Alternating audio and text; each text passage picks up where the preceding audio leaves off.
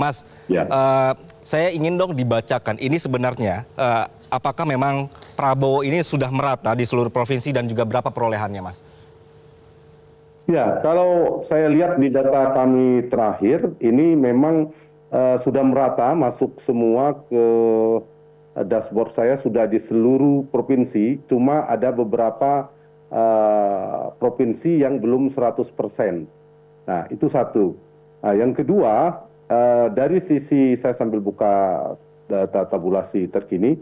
Yang kedua, perolehan suara dari pasangan 02 itu unggul di data saya terakhir yang saya pegang di dashboard adalah 59,3% untuk 02, kemudian 24,3% untuk 01, dan 16,2% untuk paslon 03. Nah, ini datanya sudah cukup tinggi, jadi kalau ada perubahan paling akan bergeser 0,5% plus minusnya, kurang dari 1%. Ya, dugaan saya berdasarkan hasil quick count, kemudian dibandingkan dengan beberapa lembaga, perolehan 01 ini margin of error-nya 1% plus minus ya, Anggi. Bisa naik 1% plusnya, atau bisa minus ke 1%. Jadi kisaran berdasarkan data quick count diperkirakan perolehan 01 itu berkisar 57 sampai 59%, 58 sampai 59% kalau berdasarkan data kami. Yang kedua, paslon 2 itu paslon nomor 1 diperkirakan akan sekitar 24 atau 25% lah, lebih kurang. Kemudian paslon 3 16 sampai 17%. Jadi bisa konklusif untuk sisi Pilpres bahwa ini saya membaca hasil quick count ya, kemungkinan Pilpres, bukan kemungkinan, tapi bisa disimpulkan berdasarkan quick count, Pilpres 2024 berlangsung hanya dalam satu putaran. Dan persyaratan secara konstitusional bahwa satu harus 50% per satu, ini sudah sangat melampaui persyaratan itu, karena kecuali misalnya 51%, itu belum aman secara margin of error, secara metodologi statistik dalam quick count. Nah, sekarang kan cukup tinggi.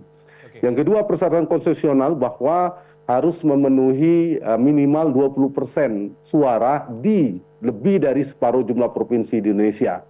Kalau hari ini pemilih jumlah provinsi Indonesia ada 38%, separuhnya berarti 38 provinsi, separuhnya berarti 19 provinsi, lebih dari separuh berarti 20 provinsi.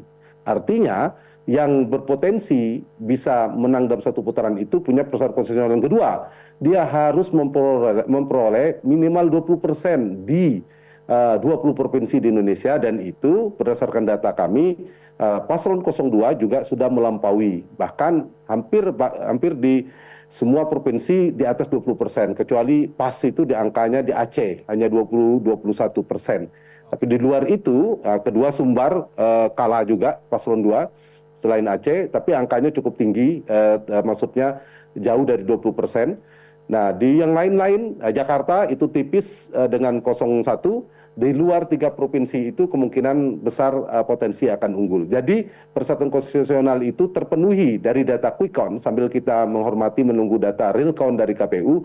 Jadi persyaratan untuk Pilpres berlangsung dalam satu putaran itu memenuhi syarat, Anggi. Oke. Jelajahi cara baru mendapatkan informasi. Download Metro TV Extend sekarang.